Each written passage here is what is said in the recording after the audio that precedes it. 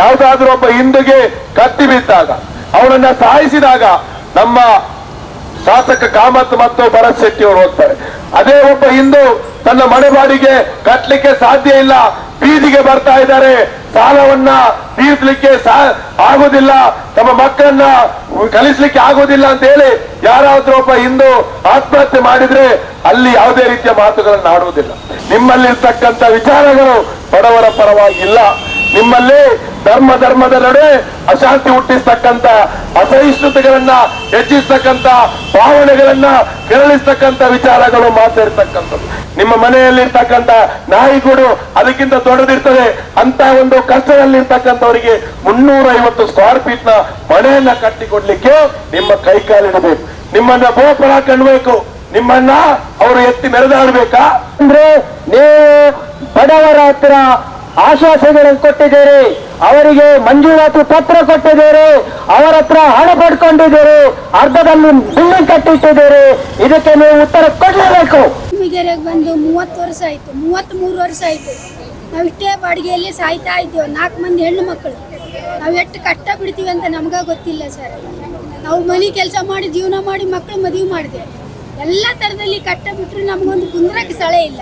ಇಲ್ಲ ಮಲ್ಲಮ್ಮ ಬರ್ತೈತಿ, ಇಲ್ಲ ಮಲ್ಲಮ್ಮ ಬರ್ತೈತಿ ಏನ್ ಬರ್ತೈತಿ? ನನ್ನ ಜೀವ ಹೋದ್ಮೇಲೆ ಪುನಃ ಕೊಡ್ತಾರ. ನಮ್ಮ ಮನೆ ಬಿದ್ದು 5 ವರ್ಷ ಆಗಿದೆ. ಆ ಕಡೆ ತಲೆ ಹಾಕುದಿಲ್ಲ. ದೊಡ್ಡ ದೊಡ್ಡ ಶ್ರೀಮಂತರ ಮನೆಯದು ಬರೀ ಬಿದ್ರೆ ಸಾಕು, ಬಂದು ಕಟ್ಟಿ ಕೊಡ್ತಾರೆ. 2018ರಲ್ಲಿ ಇಟ್ಯಾ ಗ್ರಾಮದ G+3 ಮಾದರಿಯ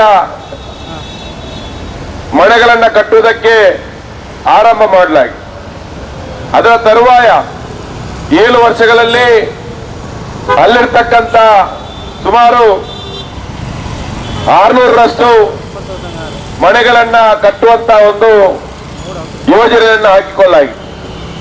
ಆ ಯೋಜನೆ ಪ್ರಕಾರ 600 ಮನೆಗಳನ್ನ ಅಲ್ಲಿ ಒಂದು ನಿರ್ಮಾಣ ಹಂತದಲ್ಲಿ ಬಂದು ಕಳೆದ 2 ವರ್ಷಗಳಿಂದ ಸಂಪೂರ್ಣವಾಗಿ ಆ ಕಾಮಗಾರಿ ನಿಂತು ಹೋಗಿರ್ತಕ್ಕಂಥದ್ದನ್ನ ನಾವು ನೋಡಿದ್ದೇವೆ. ಆ ಜಾಗದಲ್ಲಿ ನಿಂತು ನಾವು ಪ್ರತಿಭಟನೆಯನ್ನ ಮಾಡಿದ್ದೇವೆ. ಅದೆಷ್ಟೋ ಕುಟುಂಬಗಳು ಇವತ್ತು ಸರ್ಕಾರದ 1 ಸೆಂಟ್ಸ್ ಭೂಮಿಗಾಗಿ ಕಾಯ್ತಾ ಇದೆ. ಆದ್ರೆ ಇಲ್ಲಿರ್ತಕ್ಕಂಥ ಜಿಲ್ಲಾಡಳಿತಕ್ಕಿರಲಿ ನಗರಾಡಳಿತಕ್ಕಾಗ್ಲಿ ಬಡವರಿಗೆ ನಿವೇಶನ ಕೊಡಬೇಕು, ಅವರಿಗಾಗಿ ಒಂದು ಭೂಮಿಯನ್ನ ಕೊಡುವಂತ ಒಂದು ಯೋಜನೆಗಳನ್ನ ನಿರೂಪಿಸಬೇಕನ್ನುವಂಥದ್ದು ಅವರ ವಿವೇಚನೆಯಲ್ಲಿ ಇಲ್ಲದಂತ ಒಂದು ರೀತಿಯಲ್ಲಿ ಅವರು ವರ್ತಿಸ್ತಾ ಇದ್ದಾರೆ.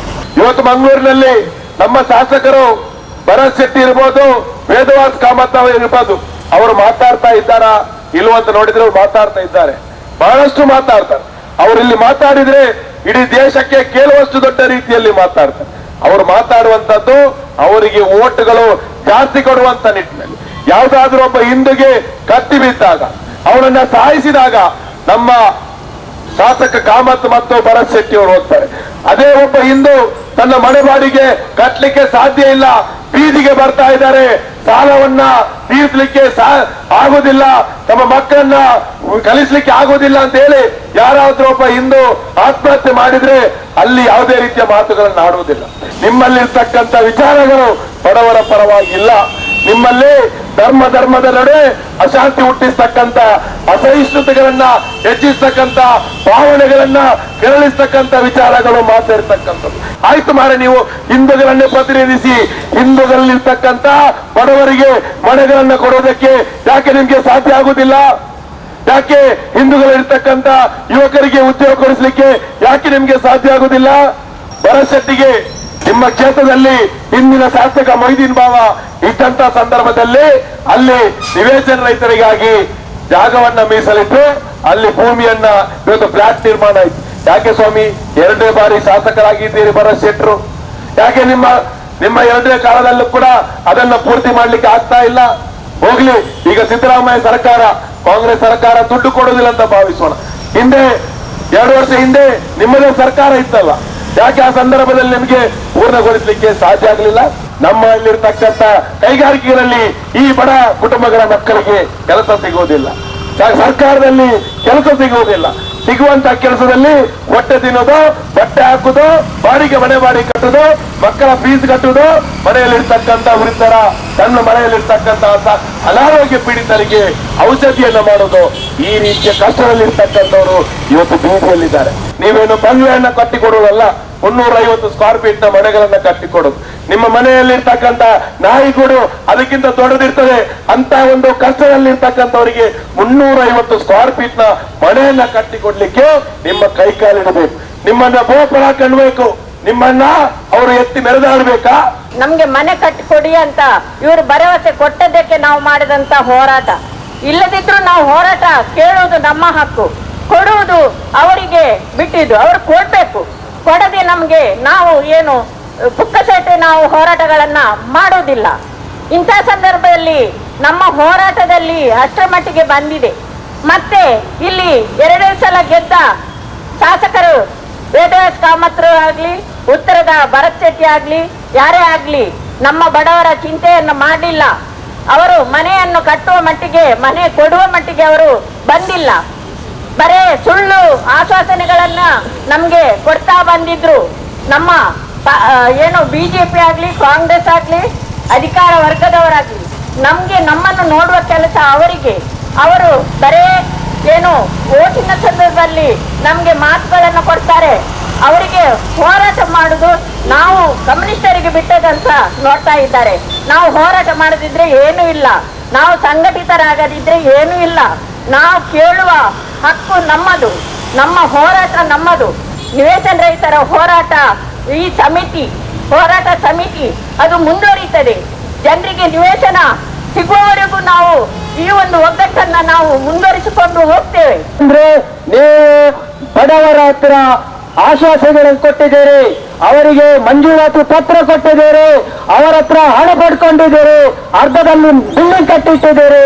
ಇದಕ್ಕೆ ನೀವು ಉತ್ತರ ಕೊಡಲೇಬೇಕು. ಆದ್ರಿಂದ ನಮ್ಮ ಈ ಹೋರಾಟ ನಿಲ್ಲುವುದಿಲ್ಲ. ಯಾರೆಲ್ಲ ಇಲ್ಲಿನ ಬಿಜೆಪಿ ಶಾಸಕರು ಸಂಸದರಿದ್ದರೆ ನೀವು ಇದಕ್ಕೆ ಜವಾಬ್ದಾರರು.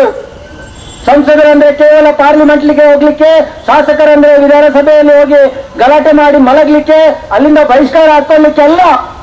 ಶಾಸಕರು ಇಲ್ಲಿನ ಜನರ ಬದುಕಿನ ಬಗ್ಗೆ ಯೋಚಿಸಬೇಕು.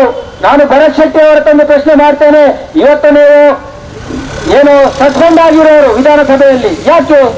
ಯಾವುದೋ ರಾಜಕೀಯ ಕಾರಣಕ್ಕೆ ನೀವು ನಿವೇಶನ ರಹಿತರಾಗಿ ಮನೆ ಕಟ್ಟಿಕೊಡ್ಬೇಕಂತಾರೆ ಅಲ್ಲಿ ಗಲಾಟೆ ಮಾಡಿ ಸಸ್ಪೆಂಡ್ ಆಗಿದ್ರೆ ನಿಮ್ಮನ್ನ ಹೂಹಾರ ಹಾಕಿ ನಾವು ಸ್ವಾಗತ ಮಾಡ್ತಿದ್ದೆವು. ಸಣ್ಣ ಒಂದು ಹಿಂದೂ ಮುಸ್ಲಿಂ ಯಾವುದೋ ಮ್ಯಾಟ್ರು ಬಂದ್ರೆ ಅಲ್ಲಿ ಎದುರು ಬಂದು ಶೋ ಮಾಡುವವರು, ಬಾಯಿಗೆ ಬಂದಾಗೆ ಮಾತಾಡುವಂತ ನಾಚಿಕೆಗೇಡಿನ ಶಾಸಕ ಉತ್ತರ ಕೊಡಬೇಕು. ಅಲ್ಲಿ ಅಷ್ಟು ಬಿಲ್ಡಿಂಗ್ ಗಳನ್ನ ಕಟ್ಟಿಟ್ಟು ಯಾರಿಗೆ ಬಾಕಿ ಮಾಡಿದ್ದೀರಿ? ಮಿಗೆರೆಗೆ ಬಂದು 30 ವರ್ಷ ಆಯ್ತು, 33 ವರ್ಷ ಆಯ್ತು. ನಾವು ಇಷ್ಟೇ ಬಾಡಿಗೆಯಲ್ಲಿ ಸಾಯ್ತಾ ಇದ್ದೇವೆ. 4 ಮಂದಿ ಹೆಣ್ಣು ಮಕ್ಕಳು. ನಾವು ಎಷ್ಟು ಕಷ್ಟ ಬಿಡ್ತೀವಿ ಅಂತ ನಮ್ಗೆ ಗೊತ್ತಿಲ್ಲ ಸರ್. ನಾವು ಮನೆ ಕೆಲಸ ಮಾಡಿ ಜೀವನ ಮಾಡಿ ಮಕ್ಕಳು ಮದುವೆ ಮಾಡಿದೆ. ಎಲ್ಲ ಥರದಲ್ಲಿ ಕಷ್ಟ ಬಿಟ್ಟರೆ ನಮಗೊಂದು ಕುಂದ್ರಕ್ಕೆ ಸ್ಥಳ ಇಲ್ಲ. 30,000 ರೂಪಾಯಿ ಕಟ್ಟಿ 4 ವರ್ಷ ಆಯಿತು.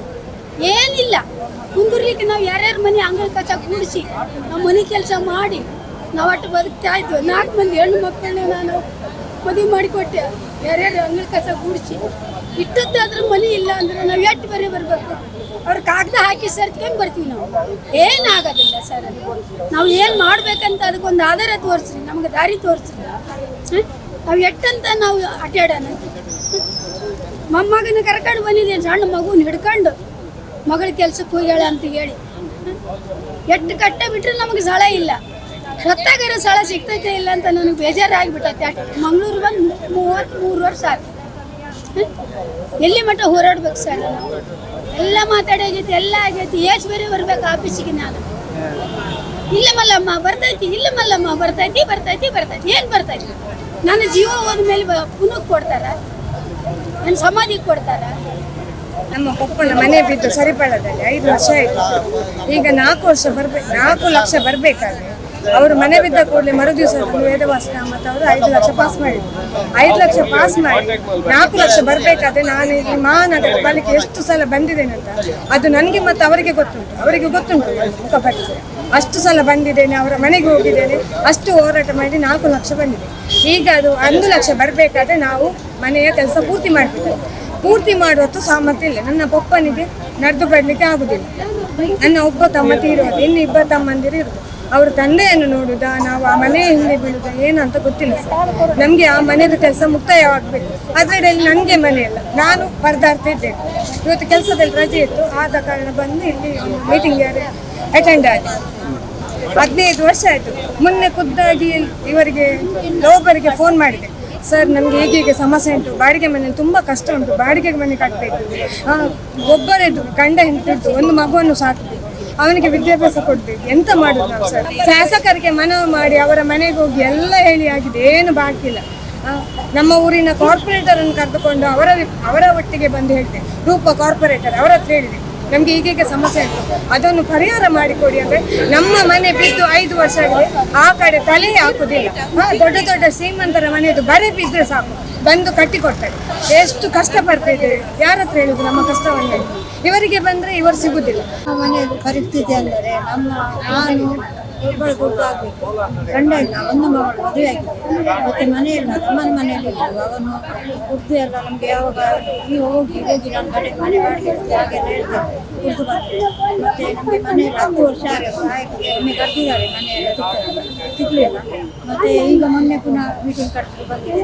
ನಾವು ತುಂಬ ಕಷ್ಟದಲ್ಲಿದ್ದೇವೆ. ನಾನು ಒಬ್ಬಳು ಅಕ್ಕ ಹೆಣ್ಣಿಗೆ ಒಬ್ಬರೇ ಇಲ್ಲ, ಅವಳಿಗೆ ಗಂಡ ಮಕ್ಕಳಿಲ್ಲ, ನನ್ನ ಗಂಡ ಇಲ್ಲ, ಮದುವೆ ಹೊಸ ಕಷ್ಟದಲ್ಲಿದ್ದಾಳೆ, ನಮಗೆ ಕೊಡುವಾಗಿಲ್ಲ, 3 ಮಕ್ಕಳು ಅವಳಿಗೆ. ಮತ್ತೆ ನಮಗೆ ಯಾರು ಕೊಡುವವರಿಲ್ಲ, ನಾನು ಮಕ್ಕಳು ದುಡ್ಡು ಒಟ್ಟಿಗೆ ಕೊಡುವ ಬಾಡಿಗೆ ಕೊಡಲಿಕ್ಕೆ ಆಗೋದು, ಹಾಗೆಲ್ಲ ಮನೆಗೆ ಹಾಕಿದೆ. 10 ವರ್ಷ ಆಯಿತು ಮನೆ ಸಿಗಲಿಲ್ಲ. ಅವಳು ಹ್ಯಾಂಡಿಕ್ಯಾಪ್ಟ್, ತಮ್ಮನ ಮನೆಯಲ್ಲಿ ಅಕ್ಕ ಮತ್ತು ನಾನು, ಅವಳು ಹ್ಯಾಂಡಿಕ್ಯಾಪ್ಟ್, ಅವಳಿಗೆ ದುಡಿಯೋದಕ್ಕೆ ಆಗೋದು, ನಾನು ಒಬ್ಬಳೇ ದುಡಿಯುವುದು. ಅವರಿಗೊಂದು ಆದಷ್ಟು ಬೇಗ ಮನೆಯನ್ನು ಮಾಡಿಕೊಡ್ಬೇಕಂತ ನಾವು ಹೇಳ್ತಾ ಇದ್ದೀವಿ. ನಾನು ಅರ್ಜಿ ಹಾಕಿ ನಾನು 6 ವರ್ಷ ಆಯಿತು. ಅಂದರೆ ನಾನು ವೇದವಸ್ಕಾಮತ್ತಿಗೆ ಬಂದು ಲೆಟರ್ ಸಹ ಬರೆದೆ. ನಾನು ಅವರ ಮನೆಗೆ ಸಹ ನಾನು ಹೋಗಿ ಮಾತನಾಡಿ ಬಂದೆ ಮನೆ ವಿಷಯದಲ್ಲಿ. ಬಟ್ ಭರತ್ ಶೆಟ್ಟಿ ಹತ್ರನೂ ಕೂಡ ನಾನು ಮಾತನಾಡಿದೆ. ಬಟ್ ಹೇಗೆ ನನ್ನ ತಂದೆ ಕ್ಯಾನ್ಸರ್ ಪೇಷಂಟು, ಅವರೊಟ್ಟಿಗೆ ನನಗೆ ಏನು ಮಾಡಲಿಕ್ಕಾಗಲಿ, ಬಾಡಿಗೆ ಕಟ್ಟಲಿಕ್ಕೆ ಆಗುದಿಲ್ಲ. ನನ್ನ ಮಗಳು ಚಿಕ್ಕವಳು, ಶಾಲೆಗೆ ಹೋಗ್ತಾಳೆ, ಅದು ನಾನು ಒಬ್ಬಳೆ ದುಡಿಯೋದು, ಹಸ್ಬೆಂಡ್ ಇಲ್ಲ. ನಾನು ಹೋಗಿ ಬಾಡಿಗೆ ಕಟ್ಟಲಿಕ್ಕೆ ಆಗುದಿಲ್ಲ ಅಂತೇಳಿ ಒಂದು ಮನೆಗೋಸ್ಕರ ಅರ್ಜಿ ಹಾಕಿ ತುಂಬ ಅವರ ಮನೆಗೆ ವೇದವಸ್ಕಾಮತ್ ಮನೆಗೆ ಸಹ ಪರ್ಸನಲ್ ಆಗಿ ಹೋಗಿ ನಾನು ಮಾತನಾಡಿದ್ರು ಕೂಡ ಅದು ಮನೆ ಈಗ ಹಾಗಿಲ್ಲಮ್ಮ, ನಾನು ಬಂದಾಗ ನಾನು ಹೇಳ್ತೀನಿ ಅಂತ ಹೇಳಿದ್ರು. ಮತ್ತೆ ವೇದವಸ್ಕಾಮತ್ ಹತ್ರನೂ ಕೂಡ ಹೇಳಿದೆ, ಭರತ್ ಶೆಟ್ಟಿ ಹತ್ರನೂ ಕೂಡ ನಾನು ಹೇಳಿದೆ. ಇಲ್ಲಿ ಮಂಗಳೂರು ಮಹಾನಗರ ಪಾಲಿಕೆಗೆ ನಾನು ತುಂಬಾ ಸಲ ಬರ್ತಾ ಹೋಗ್ತಿದ್ದೀನಿ, ಮಳೆಗಾಲ ತುಂಬಾ ವರ್ಷದಿಂದ ಬರ್ತಿದ್ದೀನಿ, ನಾನು 6-7 ವರ್ಷದಿಂದ ಬರ್ತಿದ್ದೀನಿ. ಬಟ್ ಇನ್ನೂ ಕೂಡ ಮನೆ ಸಿಕ್ಕಿಲ್ಲ. ಮತ್ತೆ ಇವಾಗಲೂ ಸಹ ನಾವು ಬಾಡಿಗೆ ಮನೆಯಲ್ಲೇ ಇದ್ದೀವಿ. ನಾವು ನನ್ನ ಹೆಸರು ಗೀತಾ ಸುಮ್ಮ ಅಂತೇಳಿ.